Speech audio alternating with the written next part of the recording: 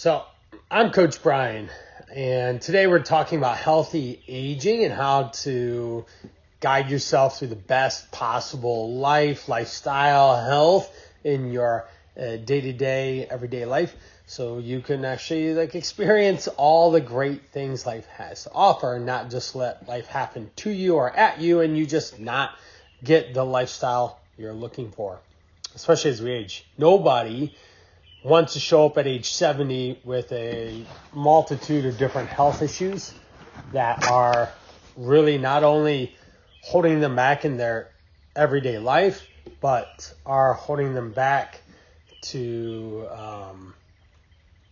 with their everyday life. But also, nobody wants to spend all their hard working dollars on healthcare and all sorts of different issues like that are surround. So I am Coach Brian. I've been a health coach for the last 20 years, basically. I have an exercise degree. I have been a personal trainer for 15 plus years. I've owned gyms, 2 of them, for about 5, 6. And I've been a health coach for the last, nutrition coach, remotely working with clients all over the U.S. the last 8 years. So I've come across thousands of people, thousands of conversations, and have a lot of expertise and experience. So today the chat is going to be open. I would love engagement. I prefer it rather than not. The more people engage, the better experience this is for all parties involved. So let me get to sharing my screen, and off we will go. All right. So the chat box is open. Look forward to chatting it up, fielding questions. Healthy aging, brain health, and you. Today's agenda, the contents of our presentation or conversation today: science of healthy aging, blue zones. What's the secret to aging well? Blue zones are places where people can live to 100 and in good health, and they have low risk of mortality and disease. And we'll talk about that.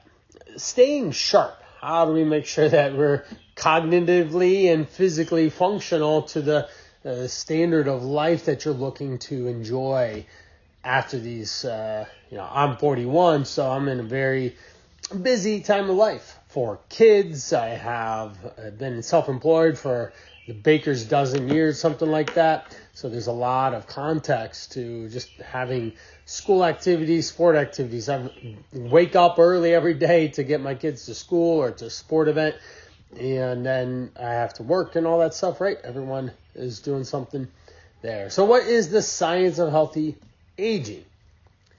The 3-pound universe that processes 70,000 thoughts each day and uses 100 billion neurons that connects at more than 50 trillion points through synapses that travel 300 miles per hour. Wow, that's your brain. No wonder our brains are full of things, and we want to make sure our brains are functioning in a healthy way. We've definitely seen in the last couple decades where this instant gratification, always being turned on, having a screen in front of you is actually a deterrent to you being healthy, healthy aging and thinking clearly. So what is the brain is malleable. Its ability to change can happen quite a bit. Now, we call that neuroplasticity, your brain's ability to adjust the circumstances, the situations that it's around. So it moves functions from the functional plasticity is the ability to move functions from one area of the brain to another, like how the loss of one sense can enhance other senses, right? COVID obviously lost the sense of taste or smell sometimes. Hopefully other senses picked up the pace, and hopefully you regain those since then. We have structural plasticity, ability to change physical structure through learning how practicing a new skill causes the brain to change. Teach an old dog new tricks. The old dog's brain will adjust and change based on the stimuluses that it's putting in. So you should always be learning all your life, new skills, hobbies, put yourself in unique situations to cause your body to, and your brain and your body to be adjustable and tweak and learn and change as we go. London taxi driver study found that memorizing the city streets had led to changes in the hippocampus, the brain's memory center, and those who had driven for longer had more expansion in the area. Obviously, this is a study that expands and helps us understand that the brain's depth can learn. So if you're driving the city streets all the time, then you know the area and you even know shortcuts in the areas. My son, as an example, asked me this the other day. He said, "Dad, how do you know where to go?" Well, son, I've lived in this area for the last 41 years. My grandma lived over near where we live now. I have been to many of the different areas locally many different times, not only being driven there, but myself driven there to do certain activities. So therefore, I know my city. I know the local cities in the city, the county. I can get places in a 10 to 20 mile radius without a lot of effort. And the other thing that helps is I've got a geography brain in a sense. Like I understand space and distance and maps and stuff. So if someone says, "Hey, we need to go here," I can start to see which ways I need to go to get there. Whereas, like, say, my wife isn't as good as that. She needs the GPS to do the work, and which is fine. Some people's brains are like that and others aren't. So let's do a quick chat here with those that have joined us today. What word comes to mind when you think about getting older? Well, we got one in the chat, senior. We've got another, being happy and retired. Another, certainly we know that disease is increasing. 40% of Americans are overweight or obese now. So unfortunately, things are not getting better. Our life is more simplified than ever and easier than ever. And accessibility is better than ever. But we're living less healthy lives as a result. Do we have any other ones? When I think of getting older, I want to live, die. I don't want this slow decline in my health over a decade or two of where just things keep getting worse, month in or year in, year out. Like that's not my idea of this. That's why I'm taking care of myself ideally now at my age to help lessen the chances of disease, lessen the chances of illness, of injury. If I do regular strength training, I should be functional and strong enough when I'm 70. And I always tell this people, my 70-year-old self or your 70-year-old self will thank you for being as strong as you possibly can in the next couple of decades and increasing your strength. Now we have some myths on aging. Aging means the end of cognitive development, right? Can't teach an old dog new tricks. We'll stick with that as a reference point there. Experiencing dementia or other memory disorders is inevitable. Like you just can't remember. You go through your grandchildren's names, like you call you go through three or five of them before you get to the name that is the grandchildren in front of you. You're forgetful. You don't remember where the things go. You forget where your keys are. All these things, of course. Depression is normal and to be expected in older adults. Like life is sad or something, or your experiences in life have to be less than they've been in the past. That you just sit in an assisted living home. Avoiding exercise will prevent injury as you age. That's a very strong myth. There's so many studies out there that talk and suggest that you can prevent injury as you go. The older you are, the less sleep you require. I don't believe that either. Your body needs rest. Your body needs recovery, and you can sleep just as much as long as you're physically active. You're taking care of yourself. You're getting a good nighttime bed routine. I will say if there's one Achilles heel that I have is sleep.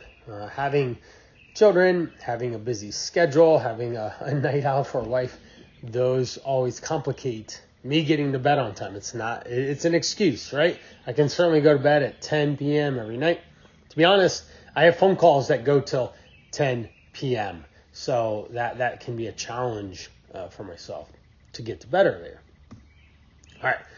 Aging facts. So those were myths, obviously, but facts here. Cognitive development continues throughout your life. Yes, you can learn as you grow older. You can do new things. You can, just like an entrepreneurial example, Colonel Sanders didn't come up with his secret recipe for KFC until he's like in his late 60s. After like 1,000 different recipes or something, he finally cracked the code. So you can definitely do things as you grow. Mindful forgetfulness is expected, but there are ways to keep the mind sharp. Okay, there's strategies, tools, mindfulness, things that you can do. You can just get better systems around how you remember things, having alarms or having a daily calendar, whether it's on your phone or old school on paper and a calendar that way. Older adults are less likely to be depressed than younger adults. I would hope so. You have a lot of things figured out in life. You're a lot more, I hope that you're more certain in who you are as a person, your personality, who you get along with, who you may need to adjust your relationships with, the activities you say yes to, the things that you absolutely say no to, and you don't get lost in the shuffle of just trying to keep up with others. I think those are very strong things that should make you happier as you get older and you're more defined as an adult. While bone density decreases with age, regular movement can support physical health. Again, studies have shown that people in their 70s can get stronger, can increase muscle density and muscle mass, and that can help with keeping your bone density from decreasing. Okay? Just having impact on the body. We are weight-bearing creatures. That's how this world operates. So the more movement and impact you have, the more likely your body and your bones are going to be strong. So pretty much everyone everywhere, 7 to 9 hours is always a good idea for humans. That's just as basic knowledge over time. Now, the body and the mind are resilient. They are going to put up with a lot. There's stress, there's impact. Like, you wouldn't be alive if you weren't able to cope and be resilient to the outside world. Let's be honest. This is a survival of the fittest experience, right? If you didn't have the genes, the ability to drive a car right, or avoid dangerous situations, or manage stress, you would get sick and die. Something's going to kill you, like a virus. COVID, unfortunately, was one of the major, obviously, worldwide pandemics that we experienced in our lifetime. We went to Africa on a trip, and that allowed us to have to get yellow fever vaccines, and we had to watch out. We had malaria medicine that we had to take for 2 weeks to make sure that we didn't contract that virus. Now, many physical ailments associated with aging, like muscle loss, muscle weakness, exhaustion, stroke, are preventable. Regular activity, whether it's strength training or going to the gym or just getting outside and walking and moving, that, along with a healthy diet, getting your sleep, drinking your water, are things that can be prevented. Type 2 diabetes does not just happen because your family has it too. Yes, if you have a hereditary marker or genetics that can always trump anything that I'm saying here. But what I'm saying, I believe that you look at the behaviors of other people in your circle of friends or family that might have, say, example, contracted type 2 diabetes. Look at their lifestyle. Are they eating healthy? Are they drinking? Are they active? Are they mindful? Are they paying attention to their health? If so, then that's just an unfortunate thing of life. But if not, if they're like fast fooding it and always eating candy, like, or are there not great foods and not having a balanced diet with lots of vegetables and stuff, like, unfortunately, you're increasing your risk that that's going to happen to you. You can continue to improve your cognitive abilities until very late in life. 100% agree with that. Who knows what's going to happen for me later in the life. Right now, I'm been doing these things, acquiring these type of skills and ability to work and engage with others and help them be productive. The last lady, we had 6 months. She's down like 45, 50 pounds. And we're in a radically different place than when we started. She started like 230 and now she's down at 182. So that's close to like 50 pounds. And while living life, while traveling, while having an extensive amount of social engagements and activities that are around food. So she's changing her behaviors and the way she responds in these situations. So we can change, we can improve, we can deal with things a lot better. Secrets to aging well. So go back to Blue Zone. These are places on the earth that people are generally living healthier lifestyles. Like Costa Rica, we were there last July. Pura Vida is a way of life. Pura Vida is like, hey, let's have a great time. Like, thanks for being here. Let's just kick back and relax and chill. It's kind of that type of a vibe in a sense. And you could feel that with the people. They were a lot more laid back, a lot more relaxed. They were at peace a lot more. Their desires, wants, and needs were different than, like, say, Americans. And this desire to be better or do more or whatever, have the latest thing. I just today, now this is by design of like my life style and the way I work, but I just got the new AirPods today. So this is my second pair. Now the first pair I used for 5 years. They finally wore out, but I had to get a new pair and stuff. So like these are, I could have used the last one or I could have just went back to a cable wire one. I had plenty of those, but this is, here's my case for them. If you see it, a little hamburger that I keep it, a silicone hamburger case. It'd be silly. But the drive for it, now I have to go like create money to pay for these. They're about $200 when it's all said and done. And so now I have to go create that money to pay for this item that I do. It's a business write-off. Like, that's what's going to happen with it. All right, let's move on. So number one is they move naturally. In Loma Linda, California, residents take long walks daily. The Blue Zone inhabitants live in environments that constantly nudge them to move without thinking about it. There's a lot of large cities or destinations that encourage just walking a lot more than, say, like where I live. Like where I live, it's very easy to have to drive places because it's not set up for commuting. Even our streets, if they would add just an extra 1.5 feet on each end of the side of the road, that would allow for a bike lane. That would allow for people to pedal their way around places. And I might be more apt to bike to the grocery store and get food and bike home than I would be to drive the 3 miles. Like biking 3 miles is not going to take exponentially longer than driving 3 miles. And it's not 10. 10 would take a long time to bike. But it's not as easy to move.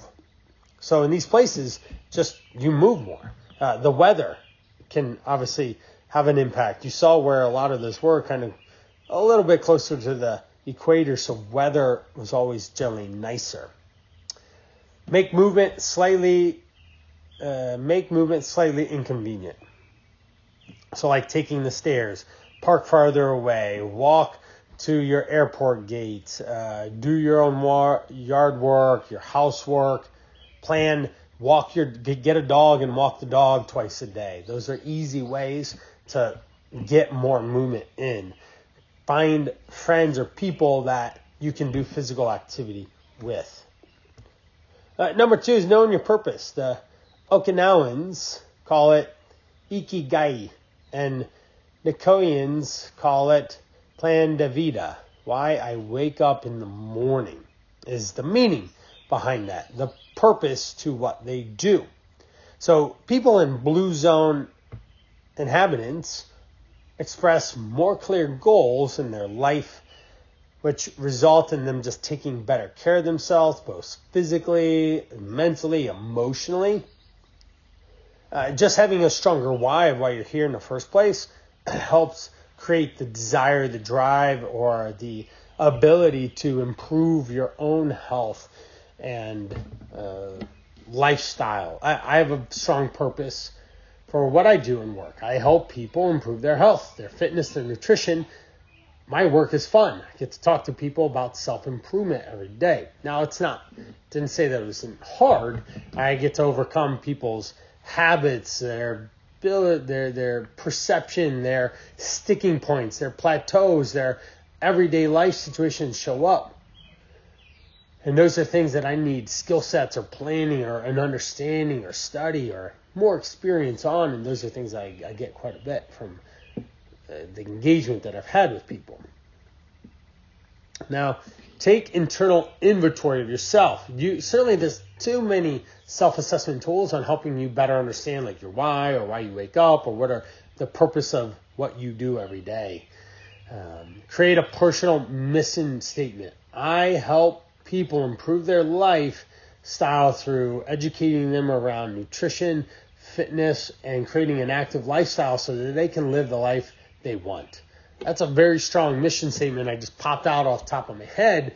That can drive me to get up and do the things I don't always want to do. I don't always want to get on a phone call. I don't always want to exercise myself. I don't always want to drink about a gallon of water a day, which I'll drink some more now.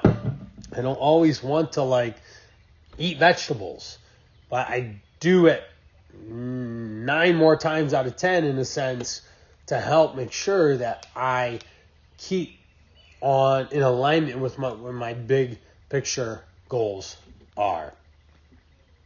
Explore your values, passions, gifts, and talents. Now, not only do you need to explore those with yourself personally, but with other people that can expose those passions and gifts and develop them and create better talents and uses of those. That's incredibly important here to find that value and that life that you can then go and do and create. Because you can meet up with other people that can help foster, create new opportunities for you. And that's even in later in life when you have been retired or something like that and you have a lot more time in your hands. That's a best time to go seek out further instruction, develop skills. You have more time to go learn things and do things. Like playing an instrument as an example. You can really get good. You just need time to practice in the right direction to practice it. Downshift. Icarians nap. Adventists pray to reduce stress. There are ways for you to take stress out of your daily routine. And in the blue zone, that's what they do. They shed stress. They find ways to hit the pause button. They take deeper breaths. They slow down. They have siestas. They have wind down routines. One of my wind down routines, I love it, is one, I sit with my daughter and we do I Spy or Where Waldo or read a book. She's 9. So this is really valuable time that I'm spending with her to just foster reading and just time together and growth for our relationship, for the future. But also, I get tired. I'm falling asleep in her bed more often than she is when we're doing that. So I do that, and then I go into my bedroom and I play a little bit of Sudoku I like that. It takes my mind off of absolutely everything. So within like 2 to 4 minutes of that, I'm starting to doze off and nod off, and that helps me really shift into sleep quickly because I'm not thinking about anything else. I'm just quieting my mind. Where does this one go? What goes in this box here? And it's something that I do look forward to, and I've been doing for actually a number of years now.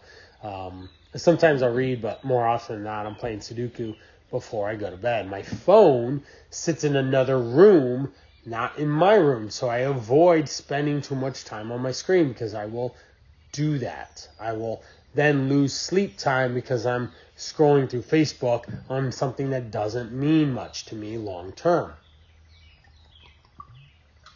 Sure, it can get instant entertainment right now, but that's not going to help me long term with getting adequate sleep and feeling rested in the morning.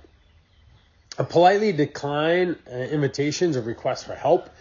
You have to manage your time better. That is a huge situation I find for most people, even myself.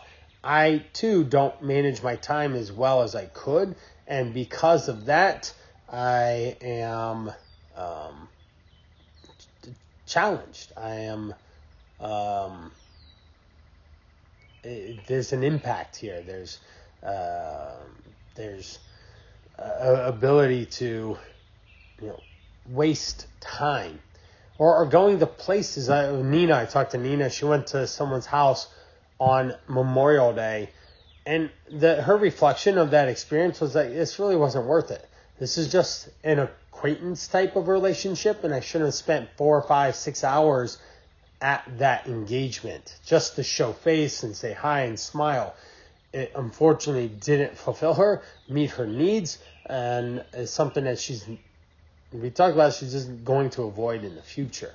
So her time is her time, and it's valuable. Number 4, follow the 80% rule. Okinawans, people recite Hara Hachi Ba before meals as a reminder to stop eating when 80% full. If you eat a reasonable amount of food in like 15 minutes and another 10 to 15 minutes after, you'll be pleasantly full enough and you'll be content for a while. People overeat in a small amount of time because they eat too fast, or they're on the go, they're not thinking, they're emotionally eating or reacting, and they overstuff themselves, which then further costs them more time, more energy, and movement. So practice mindful eating habits to avoid overeating. Ditch distractions like the phone should just not be around. Putting utensils down between each bite, chewing something all the way, tasting it, not just putting it in your mouth. Popcorn, you don't have to take a handful at a time. You can take one at a time. That can increase the experience that you're having. Check in with yourself mid-meal to determine satiety and make sure that you are satisfied and not just overeating. Now, eat plant forward.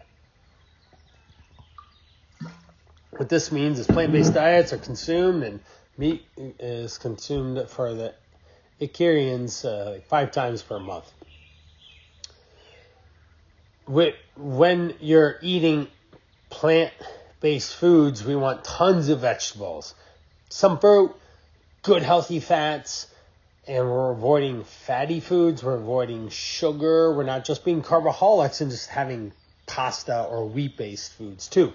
I see that a lot when people say they don't like meat or something. They're not vegetarian, they're carnivores. They're just eating a lot more processed carbohydrates and not actually whole food, plant-based type carbohydrates. And there's a big difference there. So understanding and managing your vegetable consumption is obviously important. Focus on the big picture. Make half your plate fruits and vegetables. Consider protein a side dish rather than the main ingredient.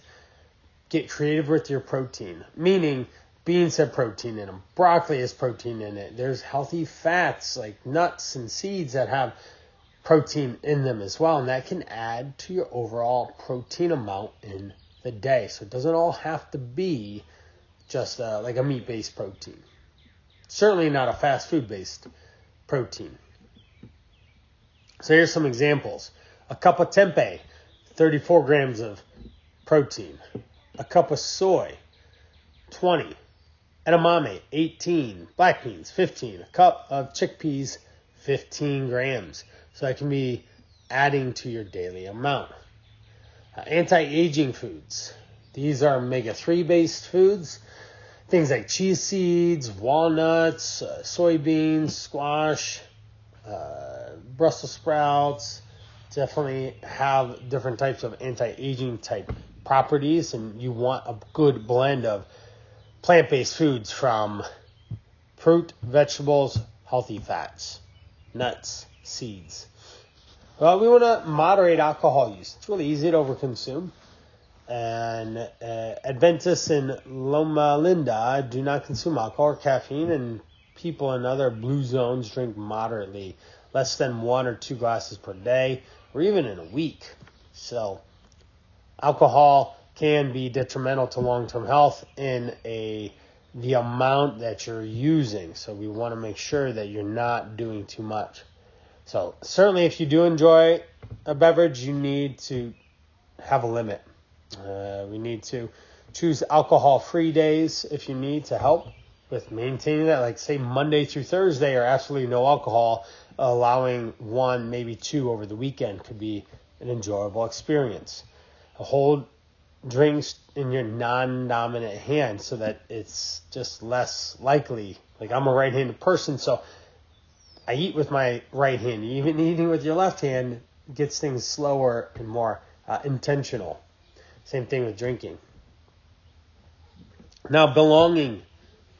All but 5 of the 263 centurions interviewed in a study belonged to some faith-based community. And what that means is that they had an interpersonal connection and they had a community to help foster that. So other ways to get involved, whether it is a faith-based like church or religious type of a group or just like community, helping other humans out. We volunteer for a nonprofit organization. We attend a religious or spiritual service. We join a community group. You get involved in an activity, sporting activity like a pickleball. That's all the rage these days and could be really easy for you to take action and implement in. Now, and the more that you belong, the more at home or together, all that you'll feel. Put loved ones first. Most centurions kept aging parents and grandparents nearby or in the home and committed to a life partner, spent quality time with their children. Those are things that I'm trying to do. So if I am a centurion, then hopefully I can check those boxes off that I have participated with my family and my kids quite a bit. Yesterday we were doing a hockey game, play a hockey game to our local team. Today we might go see a movie. Today there's some time available to do so. We're going to go to the two vacations this summer, a cruise and then probably some national parks. Then there's a lot of like Cedar Point, amusement parks. We're going to have campfires with movies. Those are going to be things that we'll be doing to help foster connection in our family. Investing in relationships is probably one of the best things that you can do in your life. Treat each other like you want to be treated. Model healthy behaviors like greet people, say goodbye. You want to shake their hands, give hugs. You want to have active conversations. If you don't know what to say, great. Don't say anything. Just ask a question. The other person will talk for you then. Okay? And you don't have to worry about it.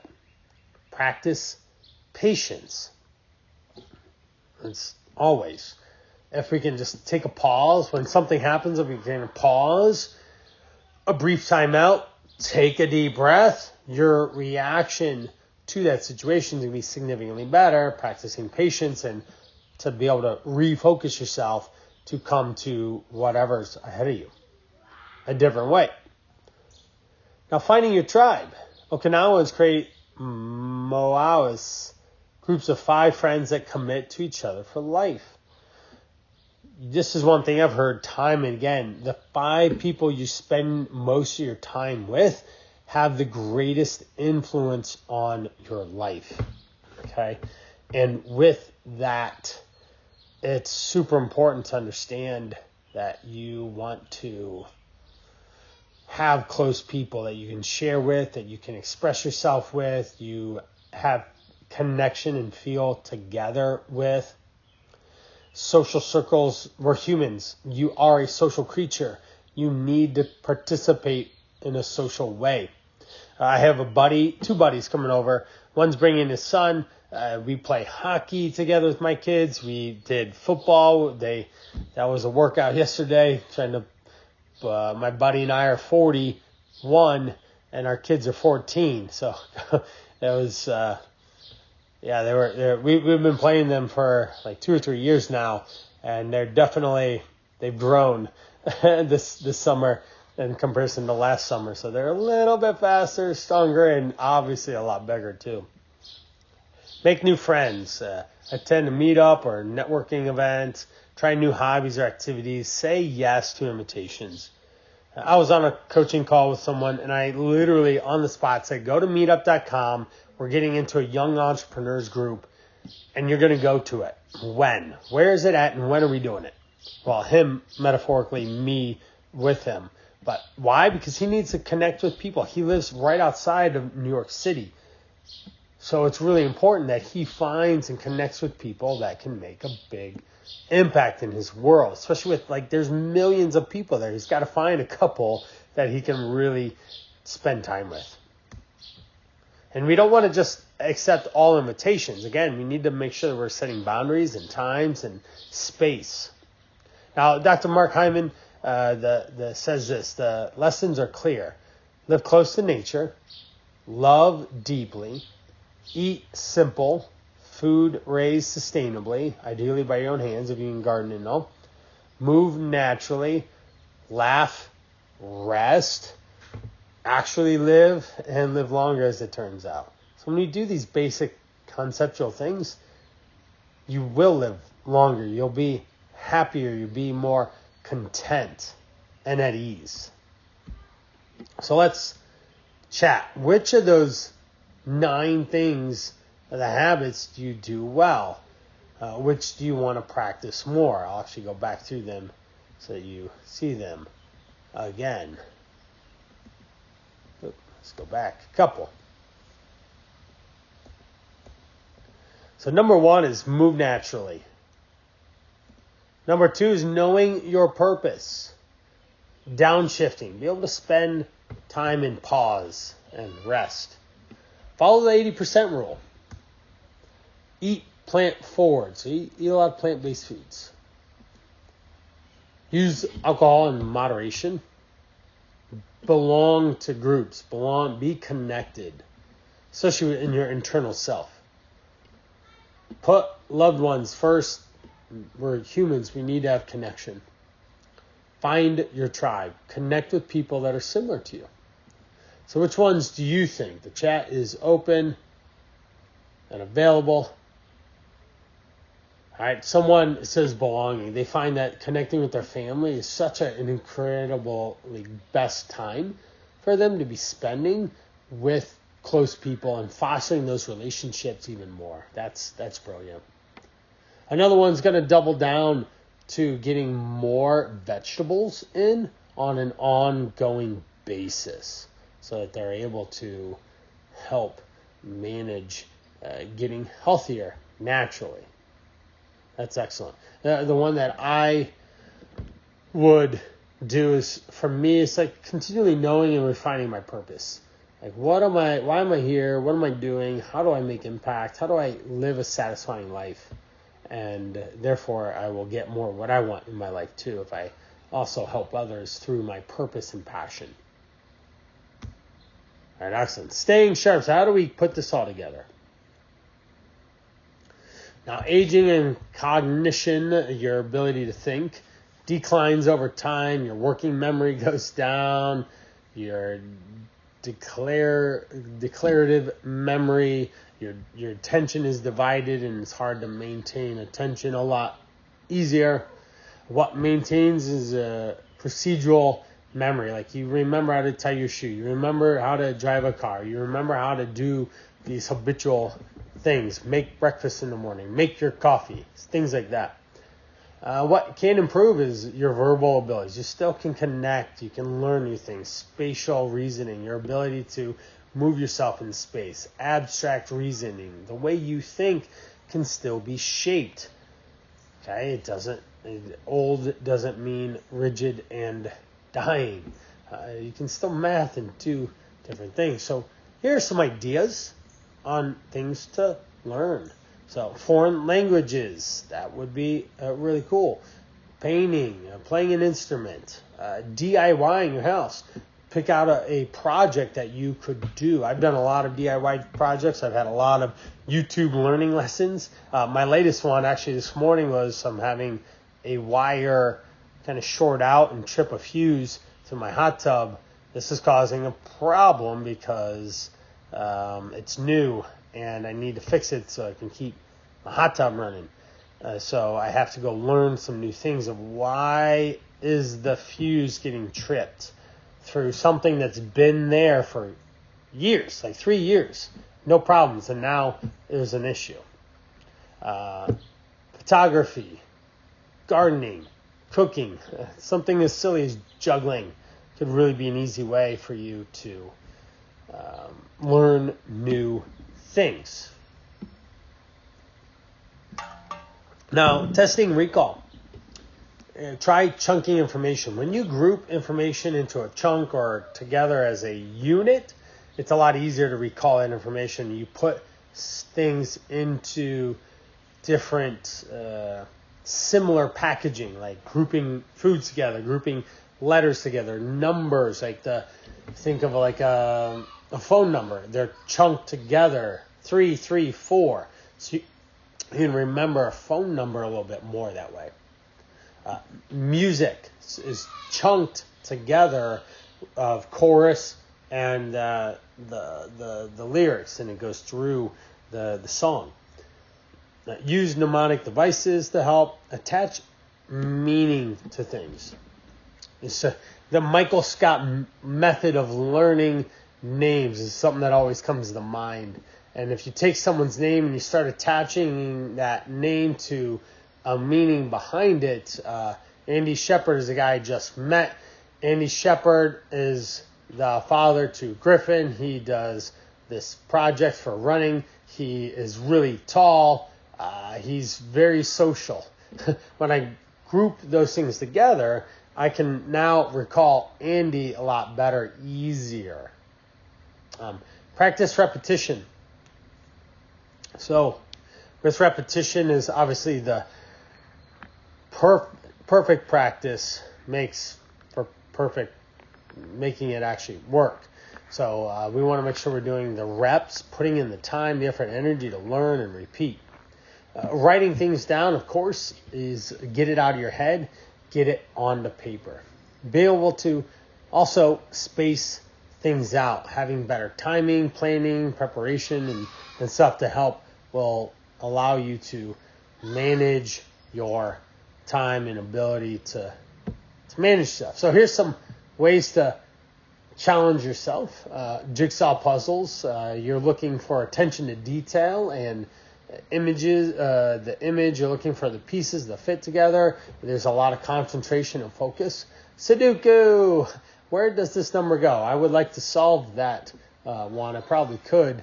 Let's look here. 3, 3. So the top left at 5, 4. There's a 3 that goes in that top space there because the 3s are in the other spots. Now, board games, crossword puzzles, trivia, arts and crafts are all things that can challenge you in a different way.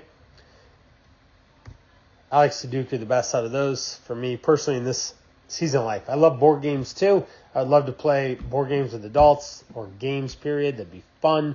I wouldn't mind arts and crafts, but I would think for me, I would have to go to an organized group setting around that. Trivia, I'm not that great at, so that, Jeopardy or something, that's not going to do it. Crossword puzzles, words, I'm good with words, but I'm not like a dictionary. Like jigsaw puzzle, definitely. Put me up. Not with the Where's Waldo one. I got this once. My wife and kids got me a Where's Waldo puzzle. It was like, 300 pieces or something, which seems reasonable. But the picture was of all Waldos. It was just all Waldos. The only Waldo that was the actual real Waldo was the Waldo that didn't have one shoe on. But when you're trying to put together these odd-shaped jigsaw puzzle pieces, it was challenging. I actually gave it to a client of mine, and she solved it. I was like, good for you for being able to spend time. I'd spend like 2-3 hours, and I'm like, okay, I'm getting nowhere in this, and I've lost the drive to finish this thing here. Play, right? We want to play. We want to have fun. We want to connect learning and doing things in a fun, enjoyable way. Whether it's you doing it self-directed or you're following rules, you're getting into a group. We want to find things that connect you to feel a lot happier. Action that sparks a significant amount of joy without offering a specific result. Now, so we can go into things and just have fun as the experience and not have like an output that needs to happen in those situations. Sometimes we get so driven to like produce. Like it just be something that's fun and enjoyable that way. So let's chat. How will you prioritize your mental and physical health as you age? So the chat's open. I have someone that just posted in. They're going to focus on better nutrition.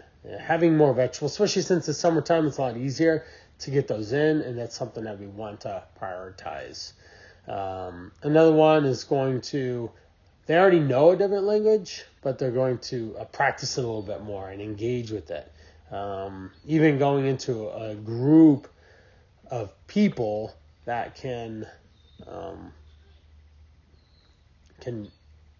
help them continue. Like if you want to learn Spanish, find a group that speaks Spanish, and then you're forced to speak Spanish. So then you'll continue to foster that. Or like a musician getting into a band or a performance group, and you will continue to refine your skills. So the conclusion today, many of the physical ailments associated with aging, weight loss, muscle weakness, exhaustion, stroke, are preventable. Okay? By taking care of yourself, you do not have to be ridden with medicine and disease as you age and be in a wheelchair or assisted living. That would be horrible for me if that's where I ended up. After all this time of taking care of myself and focusing on growth and everything that's important in my life, that's it. Blue zone inhabitants live longer by practicing simple, sustainable, and healthy behaviors. You don't have to stack a lot of complexity here. Eating, moving, living can be really simplified by just doing the basics really well. The brain is malleable. You can continue to strengthen and sharpen it. You can continue to learn new tricks. You just have to put yourself in a position that allows for that. So I want to thank you for your time today, helping go through how to age healthier, and hopefully you've gotten some really strong takeaways from people who live longer, healthier, more satisfying lives and what they do in them, and you can take some of those and put them into your own life very well. So I appreciate your time today. Thank you. If you have any questions, you can just leave a comment. There's an email, and looking forward to this. Thank you so much for your time.